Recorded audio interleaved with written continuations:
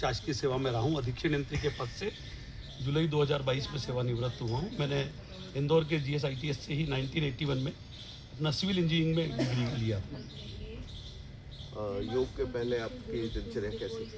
योग के पहले शासकीय सेवा में था तो व्यस्तता रहती थी, सुबह से साइट वगैरह जाना, तो दिनचर्या ये कह सकते हैं कि व्यक्तिगत रूप से अस्त व्यस्त थी। आपको किस तरह की यानी कोई शारीरिक परेशानी है? मुझे एक्चुअली लाइफ इरेगुलर थी, तो थोड़ा सा वजन तो ज़्यादा था, 106 किलो करीब वजन हो गया था, तो वो थोड़ी सी प्रॉब्लम थी। ब्लड प्रेशर तो था लेकिन वो नियंत्रण में है, और वही एक मूल समस्या थी, वेट। तो गुरुजी से कैसे जुड़ा हुआ है? एक्चुअली जब मैं सेवानिवृत्त हुआ उसके बाद लग रहा था कि कहीं जुड़े, तो एक बार सोशल मीडिया जो है व्हाट्सएप पे मैंने कहीं मैसेज पढ़ा कि निःशुल्क योग होता है। मैं बड़ा आश्चर्यचकित रहा कि कहीं निःशुल्क योग भी होता है, और फिर मैंने फ़ोन नंबर था गुरुदेव का, संपर्क किया कि आप आ सकते हैं। तो मैं नवंबर 2022, जुलाई में रिटायर हुआ, नवंबर में मैं आया।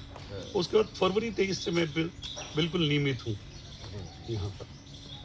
और गुरुजी से मिलने के बाद फिर आपने अपने अंदर क्या परिवर्तन महसूस किया? बहुत परिवर्तन, दिनचर्या बिल्कुल एक तो व्यवस्थित हो गई, क्योंकि 5 बजे तो नहीं उठ पाता था, लेकिन अब 5 बजे जब उठते हैं तो ऐसा लगता है कि लाइफ में 2 घंटे बहुत ज़्यादा मिल गए, अपने को अतिरिक्त मिल गए। अपने आप को व्यवस्थित भी मानता हूँ, सिस्टमेटिक लाइफ हो गई, और ठीक भी लगता है, एनर्जी का एहसास भी होता है, और वजन भी कम हो रहा है।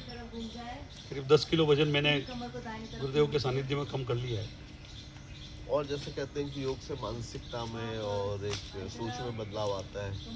निश्चित रूप से सकारात्मक जीवन शैली आपकी हो जाती है, और मैंने कहीं पढ़ा भी है कि स्वस्थ रहना है तो योगासन कीजिए, श्वास की गहराई चाहिए तो प्राणायाम कीजिए, मन में शांति चाहिए तो ध्यान कीजिए, परमात्मा से जुड़ाव चाहिए तो प्रार्थना कीजिए, और आनंदित रहना है तो हास्यासन कीजिए। और ये सब यहाँ हमें मिल रहा है, एक ही जगह सब कुछ मिल रहा है। हरिओम योग पीठ के बारे में कुछ बताइए। मुझे लगता है कि अकल्पनीय है एक ऐसी योग पीठ जो इतने सारे साधकों को निःशुल्क सेवा, एक संकल्प के साथ कि घर घर योग, हर घर योग, हर व्यक्ति स्वस्थ रहे, इस भावना के साथ जो गुरुदेव ने संकल्प लिया है, उसको मुझे लगता है कि यहाँ मैं फलित होता हुआ देख रहा हूँ, क्रियान्वित होता हुआ देख रहा हूँ गुरुदेव के नेतृत्व में। और पारिवारिक वातावरण, एक बिल्कुल फ्रेंडली एटमॉस्फेयर, कहीं कुछ नहीं लगता है। गुरुदेव अपने आप को गुरुदेव मानते ही नहीं है।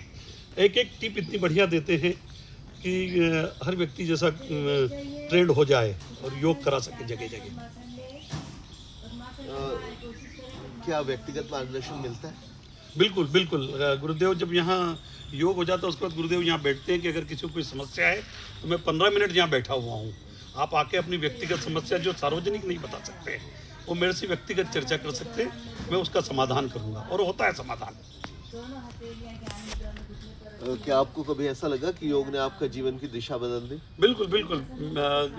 प्रतिदिन ऐसा लगता है। जीवन शैली में एक मूलभूत परिवर्तन अपने आप को लगता है कि स्वस्थता के साथ साथ व्यवहार में भी परिवर्तन दिखता है, तो ये एक बड़ा परिवर्तन है योग से। आप इंजीनियरिंग के विद्यार्थी रहे हैं, साइंस के। जी जी। तो साइंस और योग के बीच में आप क्या अंतर मानते हैं, या क्या अंतर आप खुद महसूस करते हैं? नहीं, साइंस भी इनडायरेक्टली कहता है, साइंस कहता है कि जीवन शैली किस तरह की होना चाहिए, ये जो सब वायु की बात करता है, स्वस्थ रखने की बात करता है, तो मेडिकल साइंस में तो योग को स्वीकार कर लिया है, और भारत की ऐसी सांस्कृतिक विरासत जो बिल्कुल पूरे विश्व में फैल गई अब तो। और कोई संदेश आप देना चाहेंगे? एक संदेश है कि हर मर्ज की दवा नहीं है दवा खाने में, हर मर्ज की दवा नहीं है दवा खाने में, कुछ दर्द चले जाते हैं योग साधकों के साथ मुस्कुराने में। तो हम सब मुस्कुराते रहें।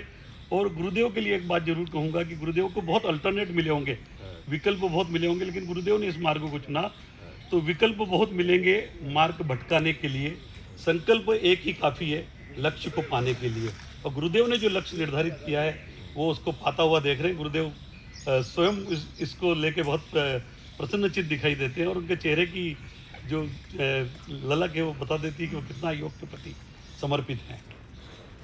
भविष्य में आपको मौका मिले तो आप स्वयं भी गुरुदेव के का अनुसरण करना चाहेंगे? बिल्कुल बिल्कुल इच्छा बहुत होती है। तो और अगर मुझे लगता है कि थोड़ी सी वो ट्रेनिंग हो जाए, हम ही समर्पित उतना हो जाएं जैसा गुरुदेव चाहते हैं, तो हम भी शायद इस संदेश को और आगे प्रचारित कर सकते हैं। अभी तो कोशिश रहती है कि व्हाट्सएप और इन माध्यमों से हम प्रचारित करें, लेकिन स्वयं जाकर भी प्रचार करने की इच्छा है।